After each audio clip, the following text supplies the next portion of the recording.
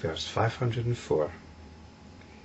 If people discriminate erroneously regarding the Samskrita, since the beginningless past, how is the self-nature of beings an error? Pray tell me, O Muni. So this is a question that Muhammad is asking of the Buddha. And we're kind of heading into mind territory here. What the previous verses have been about is discrimination. We discriminate our own reality. There's stuff going on, and in attempting to say something about it, we construct our own reality. And that reality consists of things and people with histories. This is what's meant by the term Samskrita. Samskrita means compounded things that have been put together, things like you and me, put together with elements, with atoms, put together through causes and effects, and lots of other forces. So there's this process of discrimination being going on, this process of discriminating realities. I have my reality, I see the world in a certain way, you have your reality, you see the world in a certain way, your parents have their reality, they see the world in their ways, and people on the television and whoever, we've all got our own take on reality, even if we nominally come under some broad umbrella categories. So if this is all going on, what Muhammad is saying, well, doesn't this mean that there are individual people discriminating? In other words, isn't there such a thing as individuals, all with their own self-nature? What we might understand here as soul, or in traditional Indian terms as Jiva.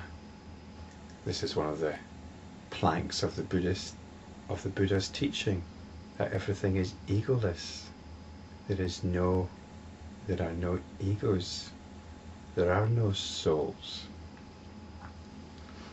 But if that's the case, then who's constructing all these individual realities?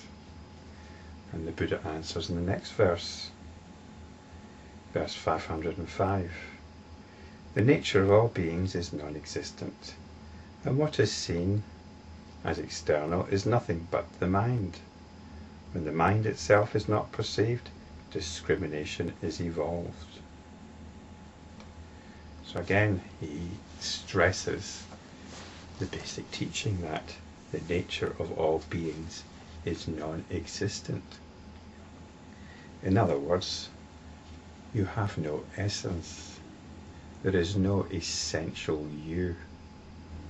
There is no you that came into this life and that carries on past the end of this life, past the termination of this life. There isn't even any you going on right now.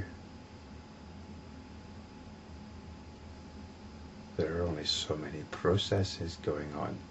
And within these processes, the process of a notion arises that there is a me that these things are happening to.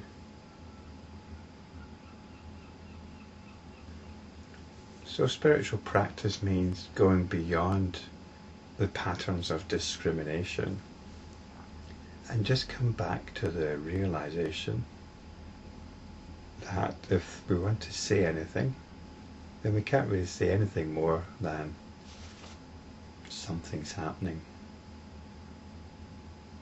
Something's happening. We can call it the universe or something, but something's happening. And spiritual practice or enlightenment practice is about totally embracing this, totally entering into this.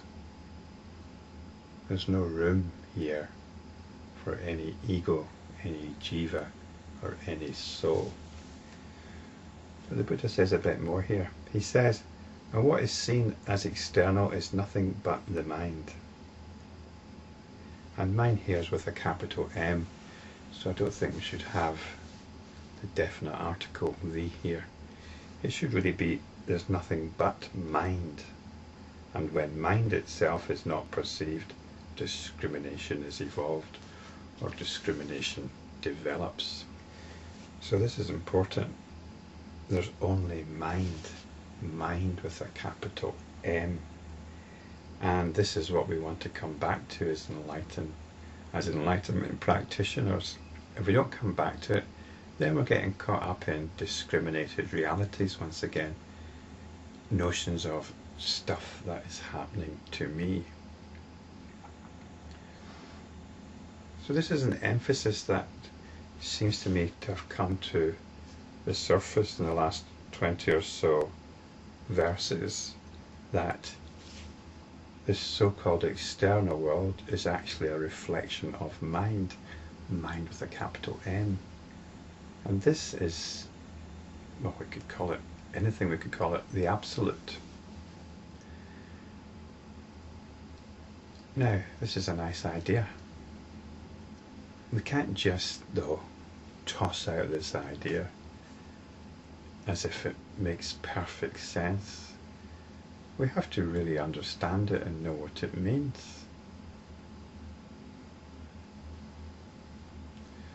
Now, perhaps, if I may, I'll talk about my present situation in this context.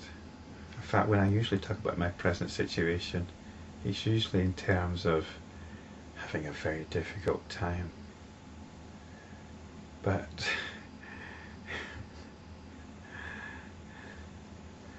I'm sure people have much worse times than I do. But my body seems to be causing me a tremendous amount of grief at the moment.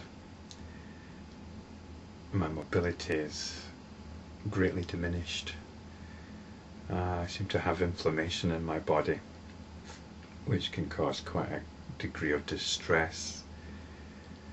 I've been taking various medications which have provided relief to various degrees. The point is, I'm in quite a lot of physical discomfort much of the time. And now I have this practice, though, that this so-called external world is mind itself. And this mind itself, therefore, seems to be causing me a great deal of discomfort. And within that last sentence, I've revealed my error. It's causing me. Mind itself is causing me. So here's the practice. Here's the practice. There is stuff going on. We discriminate that some of that stuff is pleasant and some of it's unpleasant. Some of it's good and some of it's bad. That's the discrimination. So I've got this discomfort, these throbbing pains, particularly in my lower limbs. So I can come back to observing this. The discomfort is largely when I have to be getting on with things, when I have to get up, go down some stairs, or even do some cooking. Everything's become quite a challenge. But on the other hand, I have very few obligations on me. I have 2 nights of work a week, and that seems to be enough to get by for the time being. And it's summertime. so I'm not cold, not particularly cold. So everything's actually going quite well. I've even undertaken a new enterprise. I've opened a gallery. It means I have to be there for a certain number of hours each day. So that takes some adjusting too. But some people have been coming in and I can offer them something to drink and have a chat. It's very tiring, but it's also very nice, very nice. So everything's going quite well. So I need to watch out for this tendency in my psychology to be disgruntled. So in terms of the appearances of life, everything's going quite well. But what about this pain in my body? Well, there is one practice which I touched on possibly in a previous series of videos, and this is watching the energy body. Because what I call discomfort or pain is usually only the case when I have to get up on my feet. There seems to be a lot of stuff going on in my lower limbs. So there's an opportunity to just watch that and to realize that it isn't necessarily unpleasant. I have opportunities to relax, to truly relax, and to let go of some very deep stress patterns. What's often referred to as habit energy. So the thing about regarding the so-called external world as mind itself is that there's no justification for our very own habit energy, and the habit energy is our pattern of disgruntled moods. So this is vastly significant.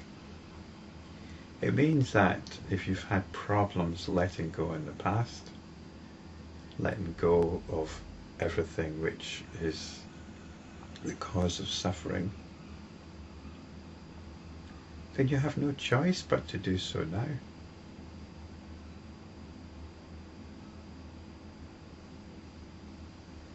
It blows a hole right through any excuse or justification you have for not opening yourself up to mind itself.